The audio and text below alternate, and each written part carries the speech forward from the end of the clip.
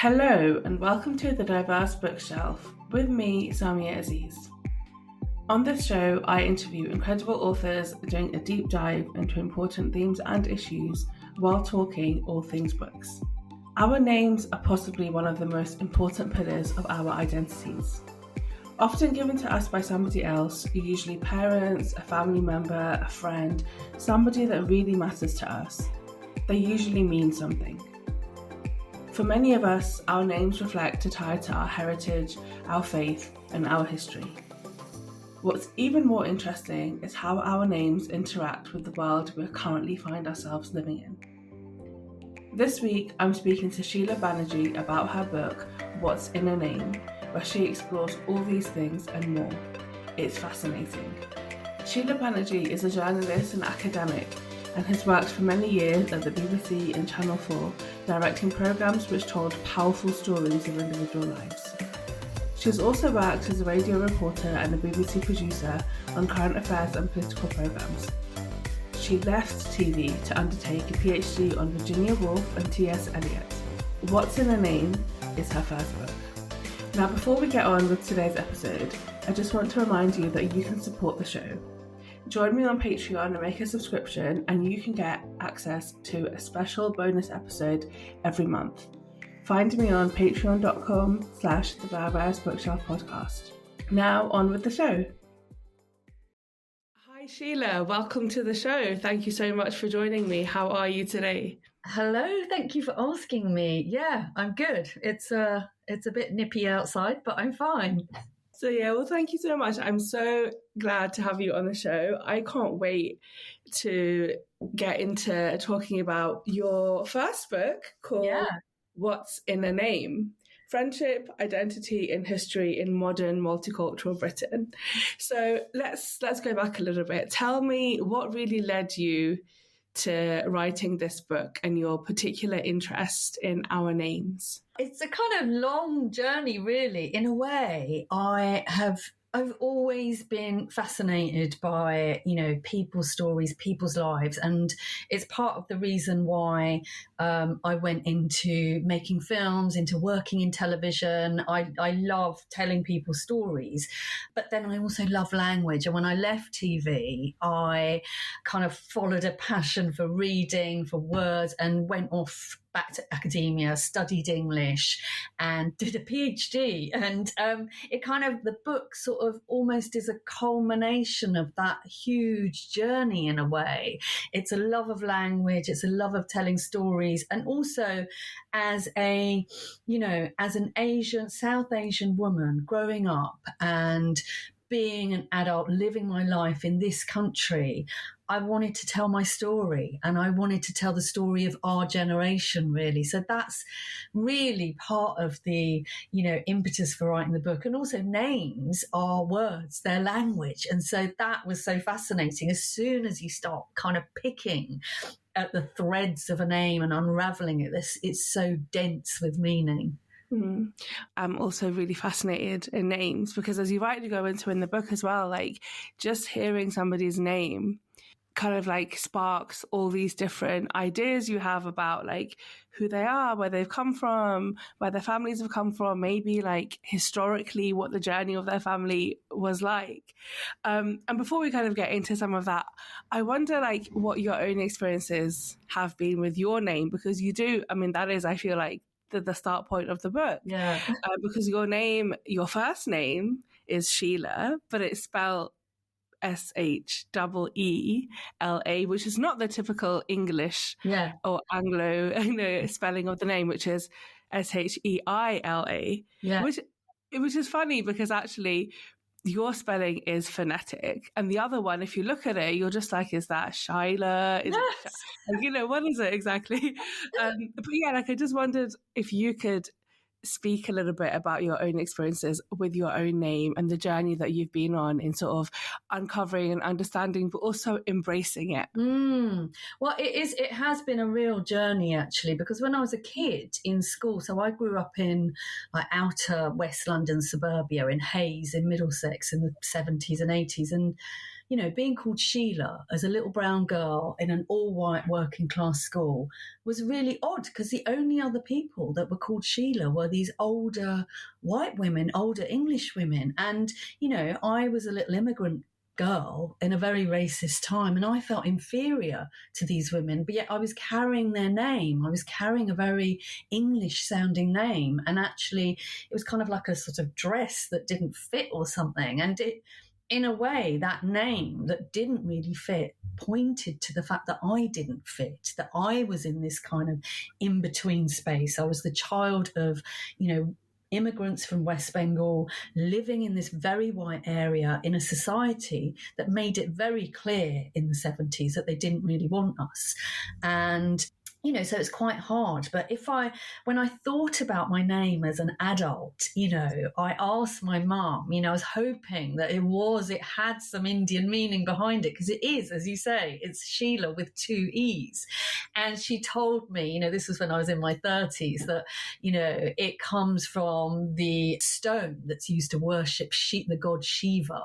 And Sheela is a Bengali name. And I knew it was. There were Indian, people that when I lived in India called Sheela, but it genuinely is a Bengali name. And the Sheel is the black rock that is used to worship Shiva. Those rocks that you get, those stones that you get in India, they're garlanded with flowers that people pray to. They're kind of smeared with sandalwood.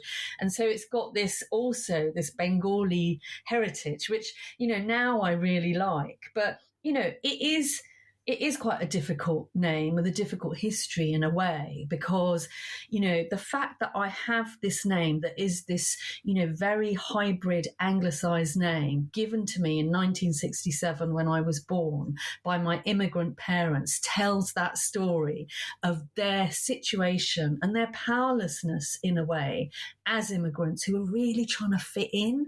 And one of the ways they wanted me to fit in was to not have problems with my name, to have a name that would work, with the English, who were, at that time, let's face facts, it was really difficult. So, my dad had arrived in Wolverhampton and lived there for many years with a name like Balaji Prasad Banerjee. Nobody could pronounce it. People laughed at it. He quickly changed it to Bala. It's a name that means nothing. And you're not in a situation with a name like that to insist that people say it right, because he's in Wolverhampton. His local MP is Enoch Powell, who's going around and making really hate-filled speeches against immigrants. It's the era of no dogs, no blacks, no Irish, no coloureds.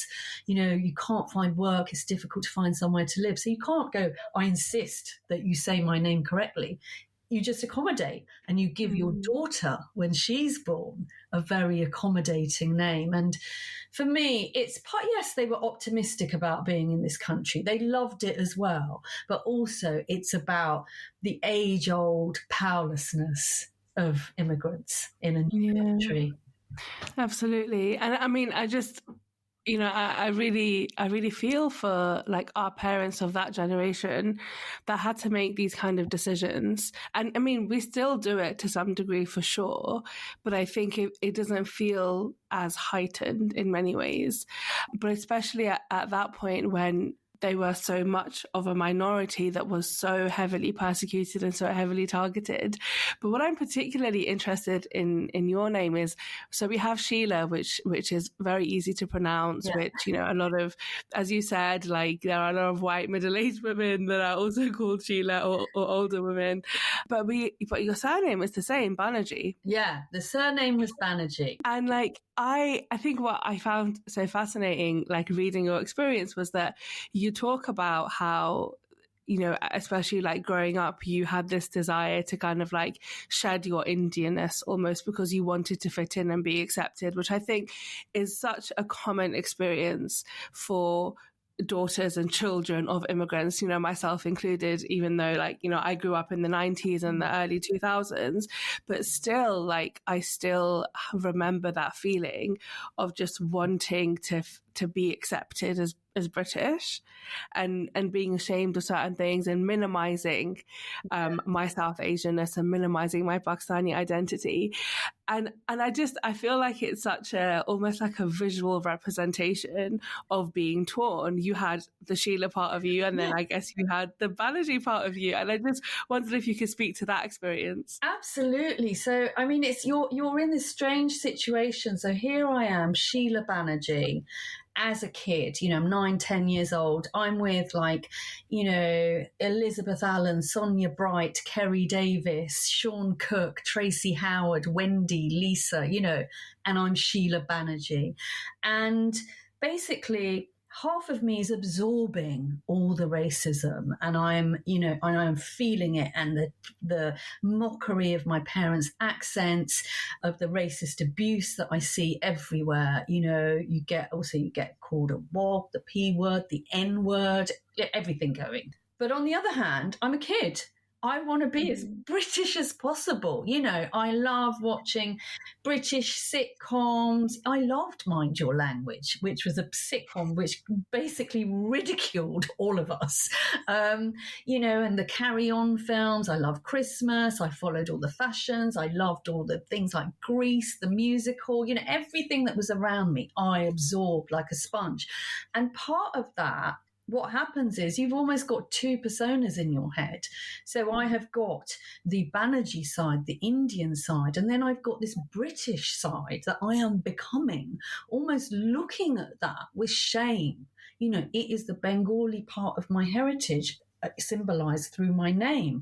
And so I never particularly liked it. And as I went into my teens, living in Hayes, which was next door to Southall, it became an increasingly sort of vicious place. There were huge uprisings in Southall against the National Front. Blair Peach, an anti-racist protester, was killed. The Indians there amazingly fought back. And I remember on the weekend of the riots going into school, and I'm the only Indian girl in the class. Southall is next door and I live in Hayes.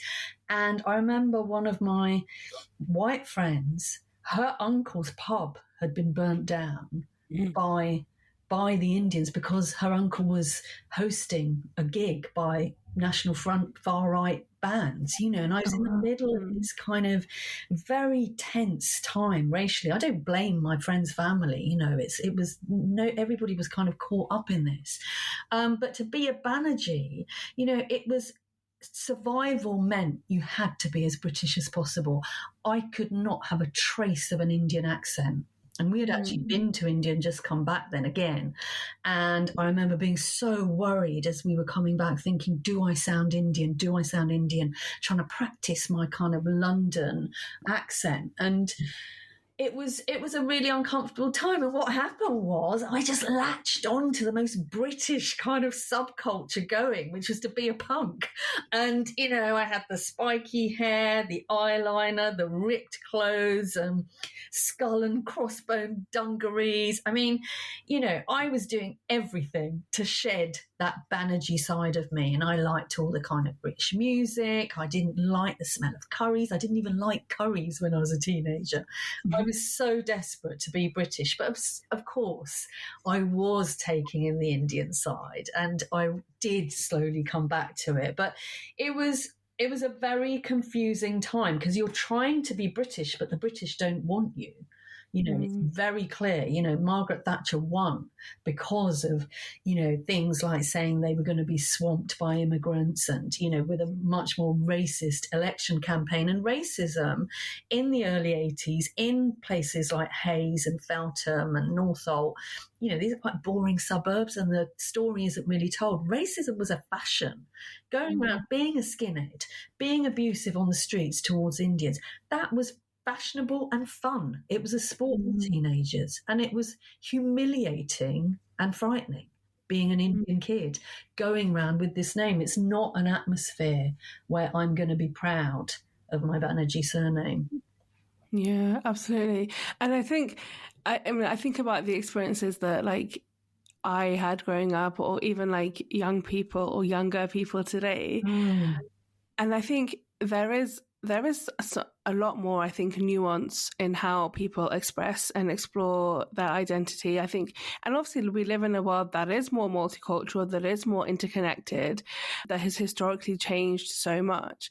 But I think that so many of our experiences are because of what the people that were here, the immigrants that had come, the immigrant communities that had come in the 60s and the 70s, actually because of what they went through and how they persevered and came out the other side still holding on to their identity. Like my parents came in the 70s.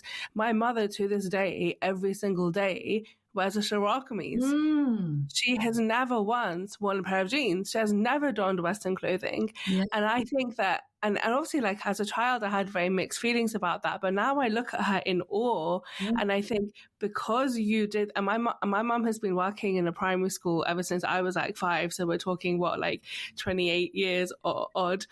And she's been going to work in an environment that is quite mixed, but a lot of her colleagues are white and have been typically. But she has worn a shalwar kameez every single day. And now I look at her in awe, and I just think that this decision that you have made has actually made me relate to my identity and embrace it so differently. But I know that it wouldn't have been easy at that time. Like, you know, my dad is quite like he's very like interested in health, a bit of a health freak, and he goes for a walk every single day, goes running. And so, you know, they would tell us, like, you know, my dad and my mum wearing shalwar kameez and a pair of trainers, and my dad was wearing Western clothing, but still a pair of trainers, but like a very, you know, brown skinned man. Facial hair, what have you, walking in the park. And I just like that image now. I just feel like in an environment that was so hostile, for them to have been able to, and these are our parents, right? Like your parents were the same, like to be able to hold on to that identity, I feel like is such an act of resistance and resilience. And because of that, I think our experiences today are just so different. Absolutely. And I totally, I mean, even if I think of wearing a sari now to, say, a social event, I can't do it. I can't do it. There is something that is become ingrained in me, I think, about the shame that was associated with that item of clothing. And it was an incredible visual signifier, actually. So my mum and my aunts, when we all lived in Southall in the same house when I was little, they did wear saris, and it immediately drew abuse from people. Not everybody, obviously, but it's always been regarded as this slightly shameful item of clothing, never really properly appreciated for the incredible beauty and the skill involved in wearing it. And I think it's like a name in a way. It's the same kind of thing where people judge you by it, and it carries the politics, I think, of empire within its folds, because the sari was denigrated by the British, and it became a sign of resistance during the nationalist struggle of, you know, for people to wear, you know, Indian clothes, you know, with the whole fight for freedom and wearing Indian cotton, etc. You know, I really applaud your mum for wearing, you know, continuing to wear the shalwar kameez, because it is important, I think, to have that pride. It's not that, it's, you know, you can integrate and still have pride, and you can be a part of a society and still bring your other culture to it and enrich that society. There's no, you don't need to push one down to have the other. You can have everything. And I think clothing is really important. And in a way, my turn towards a very visually kind of significant type of fashion, becoming a kind of punk in my teens, it was like a great big, I'm gonna be British, but also it was partly also, I mean, the thing about my own culture, it wasn't perfect either. There was a lot of pressure on women especially to behave in a certain way, to be very sort of good and quiet and studious and do as you're told, not go out, not be too exuberant, and you couldn't be who you wanted to be.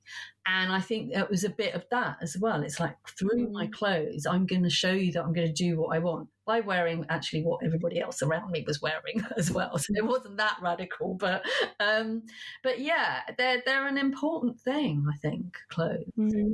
Absolutely. Just really fascinating hearing your experiences. So towards the end of the book, actually, you say this line you say that our names are not static. And I found it so interesting because I think on the surface, apart from like maybe changing your name when you get married if you're a woman, on the surface, your names are actually the most static thing because they're given to you by somebody else. Like, you don't have a choice in what your name is, really. And then it's just there. It's on your birth certificate. It's on your passport. Changing your name is an absolute nightmare. But it's not something one typically does. You don't have this process when you're, I don't know, say like 15 or something, where you sit there and you're like, okay, do I accept or reject my name? Like, it's not something that happens.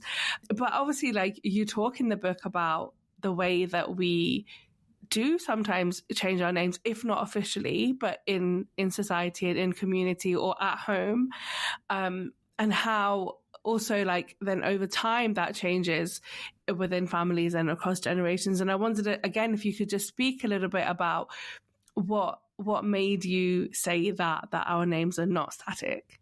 I just think about the kind of incredible about turns, the sort of up and down trajectory of my own name that makes me feel that. So yes, the name is static, but all the feelings associated with my name from the outside world, but also myself and my own feelings constantly are changing. So if I just think about, going from being a kid in Hayes, which was, as I said, an incredibly difficult racist area to grow up in, going to Sussex University in the 80s, carrying the same name, Sheela Banerjee, suddenly I'm in a completely different world. I'm in a kind of 80s radical left-wing middle-class environment. I'm being taught by tutors, lecturers of South Asian heritage. I learn about colonialism. I learn about racism, about empire. I had a couple of amazing lecturers, and I learn about sort of how as a group we have been stereotyped for centuries, and I understand some of my own feelings towards myself and the society's feelings as a post-imperial country that I was growing up in. So my feelings about my name then change. And also in this environment, it's not shameful to be Sheela Banerjee in a way. I mean, this is also quite bad. I was quite fetishized as a brown woman, which is not ideal, but it's better than being abused on the street. So I thought it was all fine. Here I am, I'm confident, I'm educated, I'm a feminist, I'm really political, and I go out into the world to try and make films that will make a difference. I'm really passionate. And I try and get into the media, into the BBC, into independent production companies. And suddenly, slowly, that name, Sheela Banerjee, and everything that it signifies that I am and am not, become a total barrier to progress. Basically, my name tells my employers or my prospective employers that I'm brown. I'm not called Charlotte or Emma or Lucy or Kate. I'm not from Oxbridge. I don't speak with that accent. And for people like me in places like the BBC, it's incredibly difficult to get those jobs making programs. And that it matters. It matters because this is what we all see on our TVs. This is how we get representation, through getting jobs. But it was virtually a closed shop. And my name, suddenly, I saw it through their eyes. I could imagine them looking at my CV and thinking, Sheela Banerjee, I don't think so. Maybe Lucy would be better for this. Maybe Charlotte. Let's give Charlotte a go. That kind of thing goes through your head, because I didn't see people like me in positions of power. There was barely anyone like me interviewing me. with a name like mine. And, if you think of it with one of the most obvious Asian names, one of the most common Asian names, if you think of the surname Patel and how people regarded that, especially when I was working in the media, in looking at a name like Patel, immediately there's all these derogatory associations because you're brown, you're not middle class, you might be a business person, you might own a corner shop, which is an incredibly difficult thing to do. But, you can imagine, and it's not just my imagination, because now we know from studies that if you send in a CV with a foreign-sounding name, you have to try 60% harder to get an interview. So, there was a reason why they weren't calling me back. Absolutely, absolutely. And actually that sentence that you wrote about how our names are not static made me think about how over time we have also become more confident in telling people how to pronounce our names. So if we think about the name Adam, so in Arabic it is pronounced Adam. So if you're like a Pakistani person, for example, or an Arab person, and if your name on paper looks like Adam, it's most likely pronounced at home as Adam. But when you're at school, can imagine that so many little boys are just being called Adam. Yes. But actually their name is not really how you pronounce it. And it is the anglicized or the English version of the name, but actually this person is not Adam. This person is Adam. It's a different name. It's a different name. But now I think over time we do feel maybe slightly more confident in introducing ourselves with our names pronounced correctly or correcting people. But that is a whole different situation, because I think it does you have to feel like you're in a safe space in order to do that. You have to feel like the person that's listening to you is going to respect it and going to make an effort and is not going to make fun and is not going to turn around and say, oh, well, I'll just call you Adam. It's a whole different thing. And that really got me thinking about that. And I think the same, there are names like Sarah and Zara that are like, their names are also in the English language, but in like a Pakistani household, well, you would be Sarah, or you would be Zahra, maybe, right? It's a different name, but as a child at school, you're probably just going to go as Sarah. Yes, and that also brings connotations of somebody completely different. It immediately summons up somebody from a completely different background with a different history. And I think what you were saying just then was really interesting. Do you feel in a safe enough space to actually say anything about that? Because if you say to your boss, you're a junior, you're like 23, 24 years old, and you say to your boss, actually, it's not Sarah, it's Sarah, or it's Adam, and it's, it's not Adam, or I would say it's not Banerjee, it's Banerjee. You're then worried that you will cause offence to them, that they will then somehow not quite like you, that it's too awkward. And so you go along with it, and then everybody else does it. You don't want to be seen as that awkward person of colour who's being touchy, being chippy. And I think the name question relates to everything else as well. So if you can't say something about your name, then me sitting in an office as a young researcher, for example, I don't feel confident about saying, well, when you're always asking me to find stories about Muslim heroin addicts, I find that quite offensive, actually, which I often was asked to do. Or why do I always have to do stories about young Muslim girls turning to fundamentalist Islam, for example? Why can't I do stories about our lives? Why are you only commissioning these very salacious stories? And why do you call everything else too worthy if it's about an NGO subject? I can't, in that same space, I can't raise questions about program ideas about race. I can't raise questions about the pronunciation of my name, and I will always go along with it and laugh about it if they say it wrong, like I laugh at everything else, because I just have to try and get on. It's not a safe space. Yeah, absolutely. And that, I mean, you're talking about, I think, like issues outside of like a workplace environment that are, that have like political implications in society, but even like within the workplace, like as a Muslim person, if I feel like my name is not going to be respected, I now feel like maybe if I want to talk about, I don't know, maybe if I need a space to pray, or I need an extra 10 minutes to pray in the middle of it, especially in winter, if I don't feel like I can ask for that, like what that does to me inside. And also, like as a Muslim, like I don't drink alcohol. I also don't want to be around, like I want to get to know my colleagues, but I don't really want to do it in a pub or in a bar where everyone's getting drunk. Yeah. If I can't make those suggestions, and if I can't ask, okay, well, why don't we just go for a meal, or let's go bowling?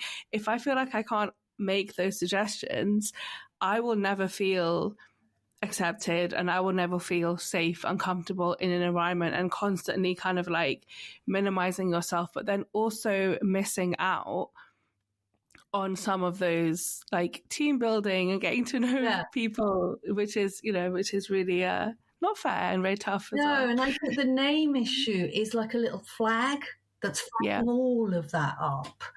Yeah, absolutely. It's the fact if there's nobody with your name, that's flagging something up. If you feel you can't ask them to pronounce it properly and you're worried about the comeback there'll be if you raise that, that is flagging up. That's just the canary in the mine. That means there's a whole host of other things going on there. And it's about power. Names are about power in the end, and they show you where the power is. Yeah. So you talk about your experience of naming your own daughter, who is called Ishana. Such a stunning name. I really love that name.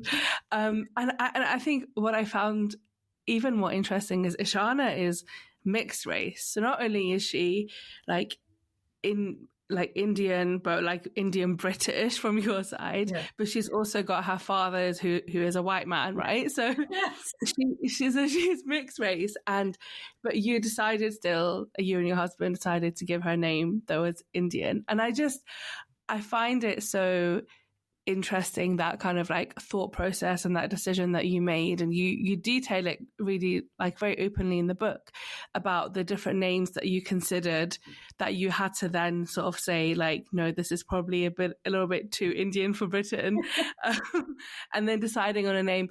But how did you envisage what her experiences as a mixed race child would be? Because not only, does she have an Indian name, but she also will probably look a little bit different, or, has this sort of like... So because she's mixed race, I knew probably she would look, like probably light brown, and also I think partly because I did have this name Sheela, behind which my heritage was hidden, and I just wanted her heritage to be there in her name. But also, as you say, we went through other names as well that we liked, but we couldn't use them. There was basically she's called Ishana, which is an ancient Sanskrit form of the name of the goddess Durga, the sort of 10-armed supernatural Hindu warrior goddess. And I wanted to call her Durga because I remember one of my sort of like fondest childhood memories is of going to Durga Puja. That was our main celebration, for 4 or 5 days in Belsize Park, running around with, loads of little kids in this huge hall with hundreds of people there. And it was amazing. But Durga is spelled Durga. So I thought it's going to get pronounced Durga, which is like not very nice. It rhymes with burger. And that's the thing, that's what people do with the Indian Asian names, I found. They rhyme them in a really mocking way. And I don't know what that's about. It's a really horrible thing to do, kind of rhyming it with a ridiculous sounding word. So I thought, no, I can't do that. But then we came across Ishana, and I just thought it was a really beautiful name, and it had these associations that I really liked. And I think I resent the fact that my parents had to be so accommodating. And I probably partly also, it sounds like, unlike maybe, your community and other Indian and Bangladeshi, Pakistani communities that I know, Indian Bengalis seem to hide themselves away, and they didn't live all together in a visible way. They're all dotted about everywhere. We lived in Hayes, my aunt lived in Denham, my other aunt lived in Lowestoft, and an uncle in Harrow, and people in Alperton. We weren't all together in one area. And there seemed to be, to me, something that I feel really sad about, that our community didn't stick together, weren't visibly proud of what they were about. I felt like there was too much of an effort to be like the English. A lot of my friends my age don't speak Bengali because the parents thought, no, we've got to get them to speak English really well, and speaking Bengali will harm that. I mean, that was wrong, actually, as it turns out. But also, how sad to lose your mother tongue like that. And I feel like I wanted to be proud. I do understand why it happened. In India during colonial times, the British colonised India. They started off in Bengal. So a lot of upper middle class Bengalis were close to the British. And in that horrible colonial structure, being close to the white British was a way of surviving and getting on, and you absorb all their values. And that kind of carried on here, but I resent it. And I wanted my daughter, through her name, to signify a pride in our culture, because I love a lot of Bengali culture as well. And in the end, I think it doesn't do you any good just trying to be British, because we'll never be totally British. We're brown. Yeah. So, yeah. So, I mean, I'm just really fascinated, because obviously, like, you are so interested in holding on now, I guess, to your Indian heritage and your Indian Bengali identity, but at the same time you married a white man. Yes. And I'm not passing judgment on the fact that you married a white man. I'm sure he's lovely. But I just wonder, like, what that experience has been like. I guess what I'm interested in is, even within your mixed marriage, have you, or do you have the space to really embrace or continue to explore your Indian identity? And how do you find that with your husband also potentially doing the same with his? And now you have this like mixedness. I think there is so much beauty in anything that is mixed, because you can take the good of one side and the good of the other, and you create something so beautiful, which is really like cliched to say, but I also know that there are added frustrations, because you have like the bad side of one and the bad side of the other, but also creating something that is neither one or the other, which can be difficult, especially I think like for children.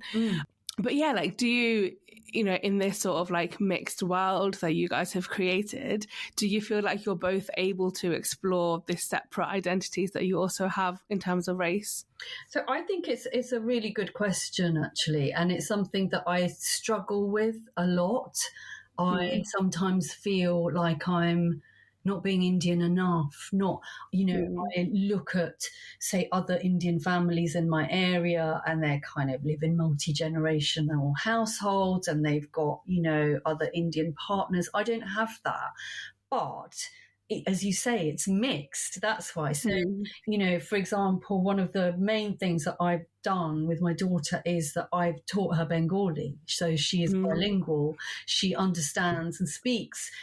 She speaks a bit, but fully understands Bengali, so that when I speak to my parents and to my cousin, I'm still speaking in Bengali, and that full Indian side of our personality is there, because without the language, I don't totally have it. And I knew that was going to be really important. And so we've taken my daughter back to India, to West Bengal, where she understands everything. She understands what's being said and what that country actually feels like. And, also in lots of other ways, I suppose, in that, my parents live near me, for example, now. They live 5 minutes walk away, and we see them all the time. And my cousin lives 10 minutes walk away, and we see them all the time, and we're a kind of big, close-knit family, and that, you know, and I have to work at it, obviously, because it doesn't just happen naturally if both of us were from the same background. But we also see his family a lot. But you're right, it is difficult. You know, sometimes from the older generation of his family, there will be comments about, you know, colonialism and railways and how the British were great or whatever it might be, which, you know, they're lovely, but also there are sometimes things where I have to challenge people, and that's not easy if you're the only person who's brown at the family, you know. So, yeah, I mean, you do feel a loss, I think, if you don't have a partner from the same background, but then you want to be with the person that you love. So exactly, and you gain so much more. Like I do, you know, on like the other side, and you gain this incredible person that you fell in love with and you got to know and you admire, and that's so wonderful in itself. And in the book you talk about the fact that you had your daughter after quite a long time of trying to get pregnant, and you had failed IVF cycles, and I really appreciate that kind of honesty with that. And this is something that I'm interested in because I don't have children yet. And I am, you know, I've been struggling with infertility for a good few years now, but I'm so hopeful that we do have children one day, God willing. But in that experience of being unsure about whether or not you were going to have children at some point, did you interact in your own mind with this idea of like the names that would be lost, or like the family name that would be lost? And I think this is potentially more something that weighs on the mind of men, because so especially like in my husband's case, so my husband on paper, their family name, so their surname is written as their first name. Okay, yeah. So all of my husband's brothers, they technically on paper all have the same first name, which is Malik, right? And then they've all got different surnames, which is the name that they go by. Yeah. So, and I laugh with him about this all of the time. I'm always like, your name is backwards. Like, because I haven't taken on his name. I'm like, I should technically be Mrs. Malik, but actually I would actually be Mrs. Vaseem, which is weird because Vaseem is a first name. And so when, obviously he lived in Pakistan, and I lived there for a while as well. But in Pakistan, if you look at his name, Malik Vaseem, everyone knows that, like, you know, Vaseem is his name, right? You just know that Malik is not a first name. But obviously, like, here, it's very different, and people will automatically assume that his name is Malik. So he has had to sometimes make a decision about whether or not he explains that. Sometimes he's just gone by Malik, and I've like said to him that, look, you need to, like, that's not your name. Like, you need to tell them what your name is. And then they get really confused and trying to understand it. But it made me think, like, on paper then, like, if we had children, their surname would have to be Vaseem, which is my husband's first name, but it's a completely new family name line because like his brothers will also all have different names. So if we didn't have children, there would never be a generation that has that surname of Vaseem, which I find really very sad and really like melancholic. And obviously, like, I mean, I haven't changed my name. I'm still Samia Aziz.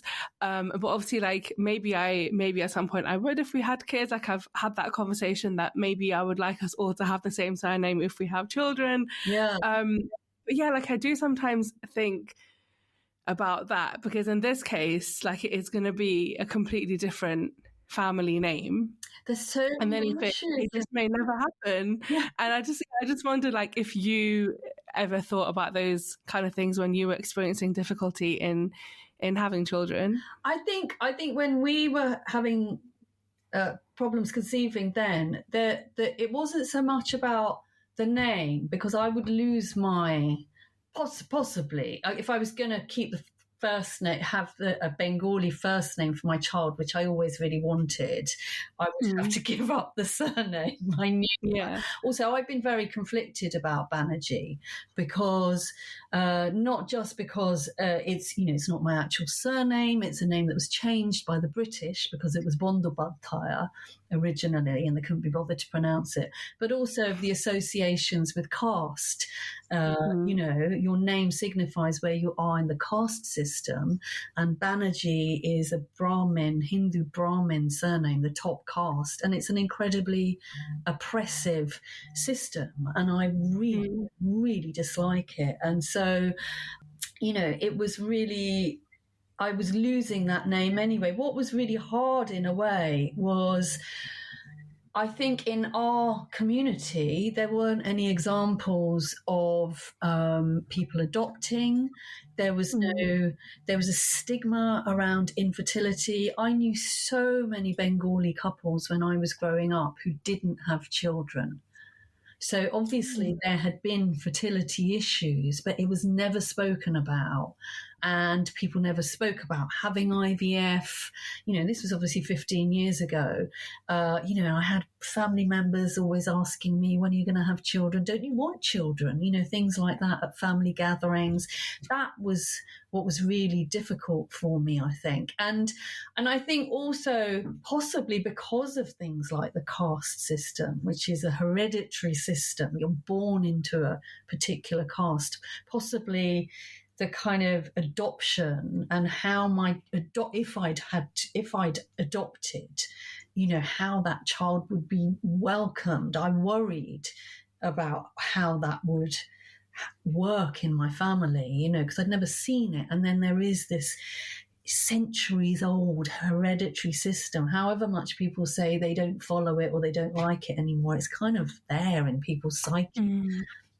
So that was hard. I think also, this whole conversation that we're having says something about names and patriarchy and who gets to keep the names and who loses their names. And, it's often the women. And I have lost my name, even though, yes, I agreed to it because I wanted to have the first name. But it is true that if I look around me, all my friends who've had kids, virtually all of them, maybe bar one, their children carry the father's surname. Yeah. And why is that? Why should that be the case always? Yeah, absolutely. It does feel, I don't know, frustrating or like sad. I think it's not easy at all. I mean, and I share so many of your experiences in sort of the noise from other people around infertility and accepting that and understanding it and creating space for that. But like you've said, it's not a new phenomenon. Like, people have been struggling to conceive from the start of time. Yeah. Like, even if we look at like biblical stories or like in the Quran, like there have been women that have struggled to have children, but it's not always, there isn't always the space to talk about that. I want to talk a little bit about the writing process of your book, because it's an interesting format of the book. Like, it is in part a memoir. So you talk about your own life and your own experiences, and you talk about the fact that as a family you tried to go back to India a couple of times and coming back, and I really loved reading about that. But you also share the family stories and stories around the names of some of your friends and some of the people that you know, and that I found really interesting because you go into a lot of detail. So I just want to understand a little bit about your process in writing the book and why you decided to do it in the way that you did.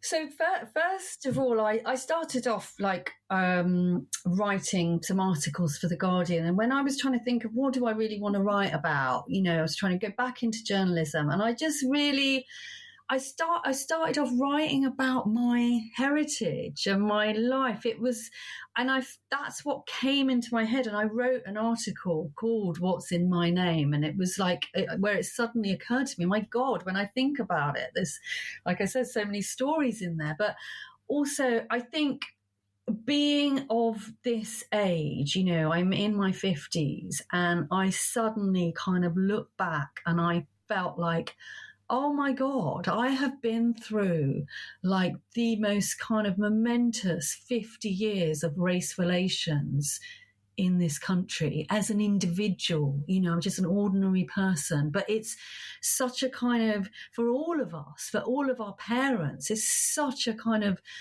dramatic, sometimes sad, sometimes uplifting story. And it's an experience. We're the first generation, those of us in our 50s, to have been born here at that point, when everybody arrived, and to grow up here and go through all of this, from the Enoch Powells and the National Front and negotiating those sort of white spaces of the BBC, of academia, which are rife with class and race discrimination. What is that like? But also, it was like I thought about my name, and then I suddenly thought about my best friends' names, and I was thinking, my God, they've got amazing stories as well. And we're a group, really. The book is sort of 5 of us and my other friend Hugo, who is the brother-in-law of one of my other best friends. There's six of us all together. It's a generational story as well of what life has been like. And, there's a lot of trauma in there, there's a lot of overcoming in there, and also there's just the stories of our parents and their parents. And in terms of the process, basically I wrote an article in The Guardian, and an agent got in touch with me and said that she really liked it and wondered if I wanted to write a proposal. But she said, you're going to have to widen it out. You can't just do it about your name. You need to widen it out. And I thought, well, do I go around trying to find people? And then that's when I started thinking of my friends, thinking, oh my God. And I could make this into a really interesting book about our lives and our ancestors' lives. And so I asked them, and I don't know what your best friends are like, but, my best friends are quite characterful. So it wasn't going to be easy. It's like a whole set of negotiations. And then also, all this stuff about your friends. You can't put everything in there because it's going to be in a book and it's going to be out in the world. And it was sort of a process of interviewing my best friends, which is a very weird process because you don't normally sit and interview your friends and let them speak uninterrupted for that long, and really finding out about what their parents went through, their lives as children. And I also understood a lot more about my friends. You kind of see when you write it as a story, because that's what all of the chapters are, they're stories. When you write it as a story, you see what someone has been through and the journey that they've taken and the journey their parents have taken. For example, my Greek Cypriot friend Maria, one of my closest friends, her dad came over from a really quite impoverished rural village in Cyprus and ran a fish and chip shop on the commercial road, from 7 a.m. till midnight, 6 days a week. And she grew up in that environment. It was friendly, but it was hard work. Her mum left school at 11 and her parents didn't understand it when she wanted to go to college. They tried to stop her. They tried to force her out of college and force her into an arranged marriage. And she had to go through that, go against her parents, to carry on at art college, to live the life that she wanted to live. And it was hard because she could have lost everything, And there's a lot in there, and you really kind of understand what someone's been through. And also I think, and I hope, they also feel and felt that they got something out of it and were seen in a way, because it is a really powerful thing to have your story told and understood if it's done in the right way. I mean, it's not easy. Yeah. And I mean, I think I enjoyed reading all of the stories, but I think the one that I was most fascinated by was the story of Liz Hussein, and just saying the name. Yes. You're just like, wow, what a name, Liz and then Hussein. It's just amazing. And I won't give away any spoilers, but it's just such a fascinating story of a family that was eventually massively impacted by partition, but even before that, of this mixed cultures and identity and how that changes over time, but how how like moving to different locations impacts your identity, and then how that's passed on. But I think also like what really struck me with that story was also just like how much silence we still have around our experiences, and also then sometimes around our names. Like it came across a lot in Liz's story, was that there were things that like her father never spoke about. And as a result, there are now things she will never know about who she is and where her name comes from. And I just found it like, yeah, I think that was probably my favorite story that you tell in the book, because it's so rich, it's so amazing when you think about like the history of that, and you understand also like what colonialism really meant, and what it meant when you had British rule in India, and what that meant for people, and what it meant for like mixed relationships, but also in terms of like class and respect and status. But then what happens when that fell apart and people had to come, and people came, and people were in the UK, and we see that with Liz's grandmother, who, you know, kind of went from being the second Mem Sahib in India to having to just like work like a normal person. Benefits and absolutely exactly poverty in Croydon. You know, and Liz's name, Liz, short for Elizabeth, you know, one of the most iconic British names in history, and Hussein, which is so immediately full of, you know, Islamic history through the centuries, one of the most iconic names in Islam as well, and carrying those two names, you know. And I met her when she was a punk at Harrowfield Sixth Form College with spiky hair and a donkey jacket, and just thinking, Liz Hussein, Indian, is she? I don't understand, you know.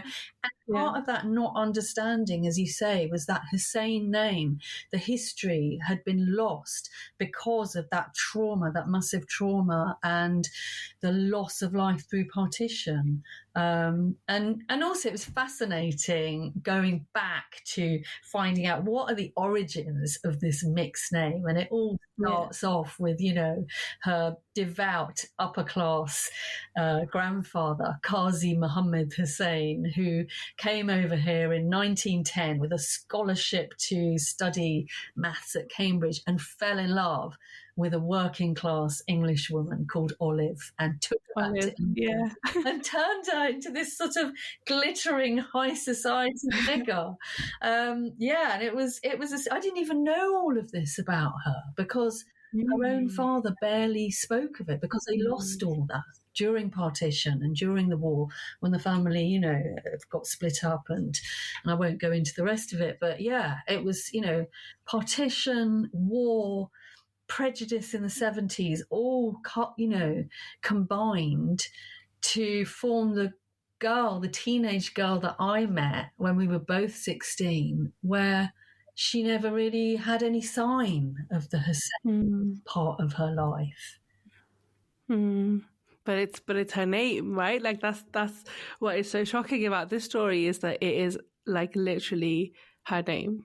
Like it's such a loud, like as you said, like it's such a loud name, Elizabeth Hussein. Like if you had like two names that symbolized, one name that symbolized Britain and one name that symbolized the Islamic world, you've got it there. I know. It's astonishing. It's absolutely astonishing. But I think also, you know, Liz now, I mean, she married and she did get rid of her name in the end, but she sort of carries it within her, obviously. And that's how I think of her.